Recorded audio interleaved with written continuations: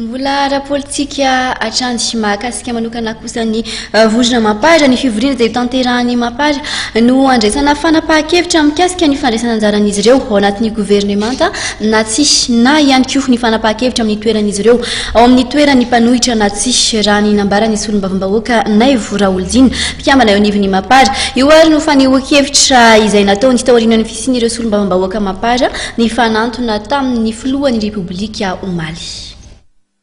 Raha manapaka amin'ny fivoriana ka manao hoe ekena ny fidirana anaty gouvernement tsofinay rano rehefa nomelo lalana anay reny tsofinay rano reny raha manapaka amin'ny fivoriana fanao mpanohitra tsika vonona ny anohatra za koa fa zatran'izany fa raha miteny izy hoe efa io ny voatendry sao dia za koa milaina ny immunité parlementaire topo dia lefa fafahako miteny ohatr'izao fa tsy hoe nanao section prévision dia alokaloko anakiny za tsy nanao an'izany ka za dia sahijogo io mpanohitra raha izay ny fanapahan-kevitra ny MAPAR vonona ny tsodrano an'izay ho atao membre amin'ny gouvernement ako raha ohatra ka mitsodrano an'izany fivoriana MAPAR fa mbola narahany Naivo Raholdina aloha amin'izao dia hoe ny fanapahan-kevitra ny MAPAR fa amin'ity constitutionnel io voy amin'izay ako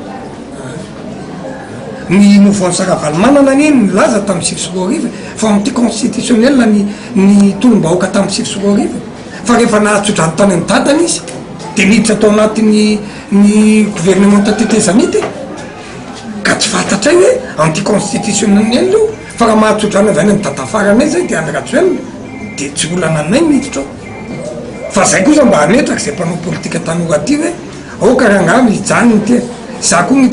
koa mba misy miantso tany fa raha hitanareo jereo any mihitsy anisy anaraka to dia tsopiako satria tsy araky ny fanarahana ny zavatra natao tao za zany miteny anareo za tsy manana olana amin'ny président maranty za tsy manana olana amin'ny vice premier ministre raha lasa ministre izy ireny mbola hitondra fomba oko aminy ako fa za tsy afaka hitsodrano amin'ireny kosa nankatao amin'ireny raha tsy fivoriana MAPAR zay tapahana eo anatin'ny filompanorona no manao azy